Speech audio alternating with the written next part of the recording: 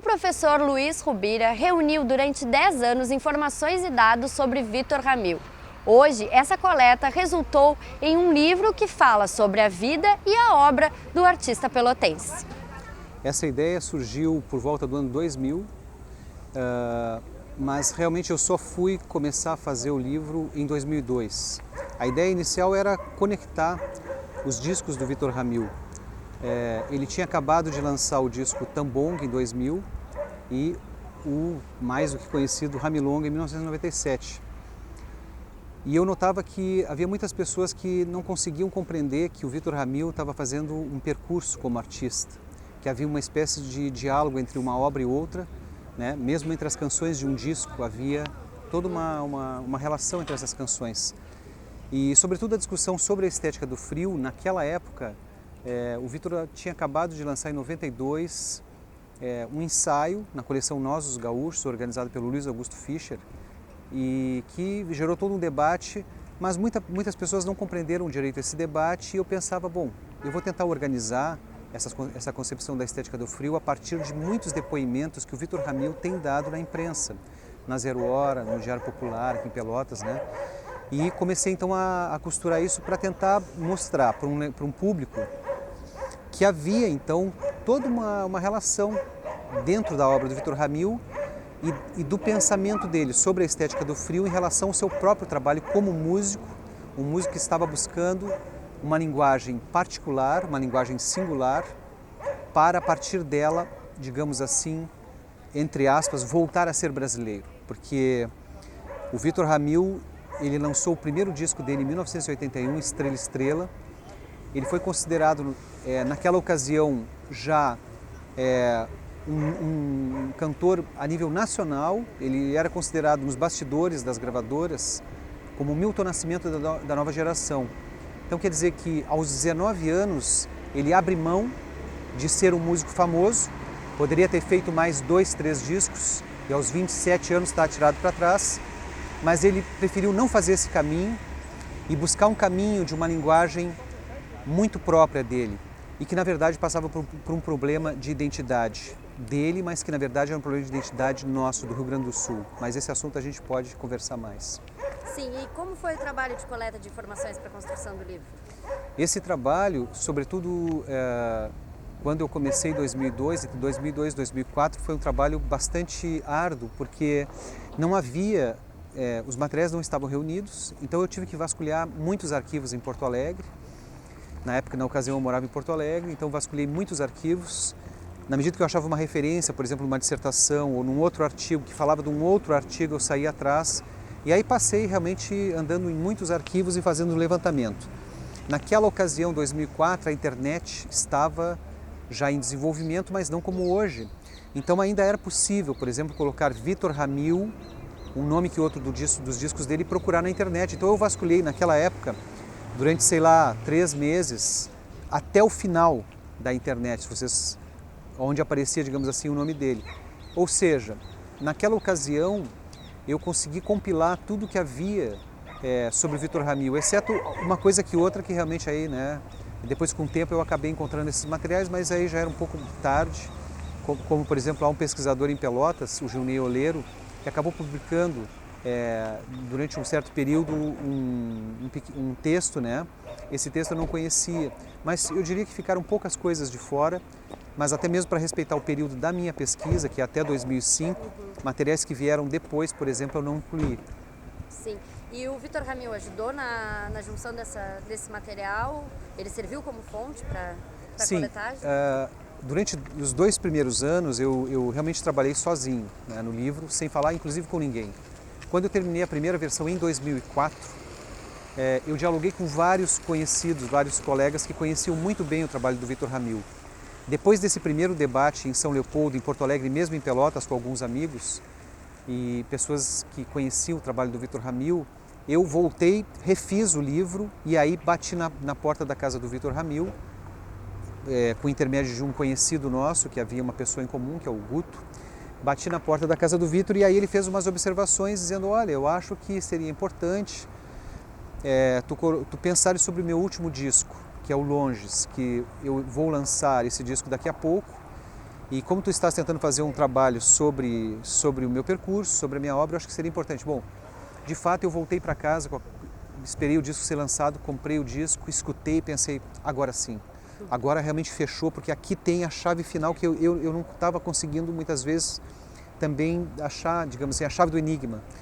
E ali naquele disco, no Longes, por incrível que pareça, ali fechava um percurso. O resultado disso é que eu voltei para casa, né, e comecei a trabalhar de novo. Depois houve um outro encontro em 2005, o livro já estava, né, no formato que praticamente está hoje.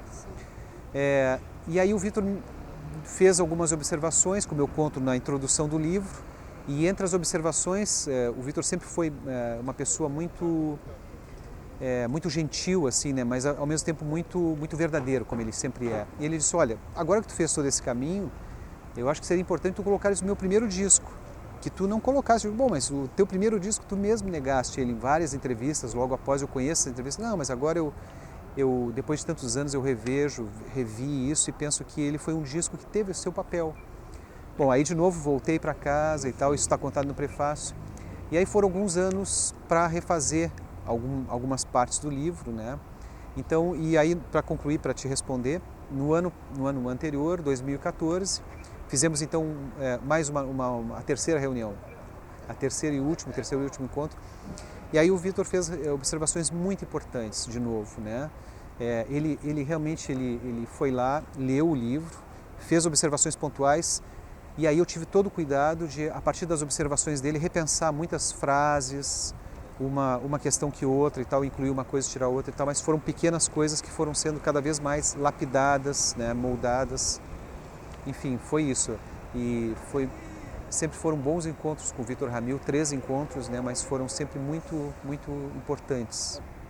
Posso dizer o seguinte, eu, como qualquer um de vocês, né, as pessoas aqui em Pelotas e em outros lugares, eventualmente uma canção e outra do Vitor Ramil fazia parte do meu imaginário, como por exemplo eu já era, mesmo aqui em Pelotas, eu fiz a universidade aqui, a graduação, e um pouco antes eu tinha conhecido, por exemplo, ouvia no rádio canções como Joking, Loucos de Cara, mas eu realmente fiquei impressionado, e digamos um pouco tardiamente, porque quando saiu o Ramilonga, assim como hoje em dia saem alguns discos do Vitor e muita gente às vezes não acompanha, quando saiu o Ramilonga eu não fiquei sabendo muito do lançamento. Aí fui assistir um show em Porto Alegre, na Casa de Cultura Mário Quintana. Naquela época eu também estava em buscas muito pessoais minhas sobre a história do Rio Grande do Sul, sobre a história de Pelotas, e acabou que aquele espetáculo, aquela apresentação na Casa de Cultura Mário Quintana realmente fez um efeito sobre mim, que foi uma coisa incrível. A partir dali eu me perguntei, bom, se eu tiver que fazer alguma coisa em filosofia, que não seja a parte acadêmica da filosofia, se eu tiver que falar sobre algum tema, que tema será esse? Isso era 99. E aí depois de pensar, eu pensei, esse tema será o Vitor Ramil, porque ele é um artista que está falando profundamente sobre nós no Rio Grande do Sul, ao seu modo, da sua maneira, mas ele vem há bastante tempo entrando num tema que é o tema que envolve a nossa identidade. Qual dos Vitors chama mais atenção? O letrista, o músico ou o escritor? O Vitor Ramil, na verdade, ele é o que a gente pode dizer um artista, no sentido mais profundo dessa expressão. Enquanto artista, aquilo que ele fizer tem ali realmente a mão de um criador. Então, como letrista, por exemplo, as letras dele são muito lapidadas também. Ele, por exemplo, ele sempre reconheceu que o Chico Buarque é uma grande influência no trabalho sobre as letras dele. Então as letras são letras realmente extraordinárias, nós podemos dizer assim, né, do ponto de vista. Como escritor, bom, ele escreveu o Pecode, é um livro muito interessante, que faz a relação Pelotas, Satolepe e Montevidéu, é esse o caminho. O próprio Satolepe, que se passa, inclusive estamos aqui diante da estação férrea, e é um dos momentos em que a personagem que o Vitor Ramil constrói nesse livro chega nessa estação justamente voltando a Pelotas.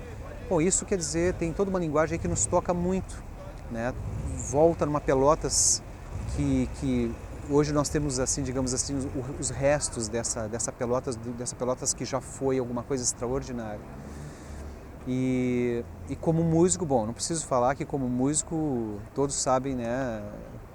Eu gosto muito das canções dele, né? Mas gosto do conjunto da obra do Vitor Ramil, incluindo nisso o ensaísta, que é aquele que escreveu o ensaio sobre a estética do frio, vem escrevendo Esse é um ensaio em aberto, né? Ele vem cada vez mais desenvolvendo isso. Então esse Vítor Ramil ensaísta, que é inclusive um leitor de boa poesia, né? Que é um leitor de pintura, o que os pintores escreveram interessa a ele, quer dizer, esse Vítor Ramil como artista é o que me interessa. Né? Sim. Então, para finalizar, um disco, uma música e um livro do Vítor. Um disco do Vítor, eu diria, inclusive esse último disco, foi no mês que vem, porque é um disco de 2013, saiu com um songbook, né? E ali me parece que o Vítor Ramil ele consegue criar uma unidade entre as canções de todo o percurso artístico dele, desde Estrela Estrela até o Delibab, né? Ele recoloca que não é meramente cantar de novo as canções, não, ele coloca tudo aquilo ali, a meu ver, sobre o ângulo da estética do frio. Ou seja, aquilo que ele pensa sobre a milonga, sobre a estética do frio, ele coloca de uma maneira sutil e com aquilo ali, ele a meu ver, ele consegue realmente ser um músico brasileiro da mais alta qualidade, ombreando com Caetano Veloso, por exemplo.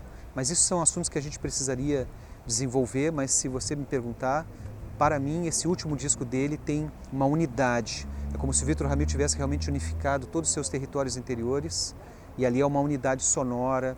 As canções são, enfim, são as belas canções do Vítor Ramil. Né? Essa foi a entrevista da semana com o professor Luiz Rubira. Eu sou Karina Vaz para o Diário Popular.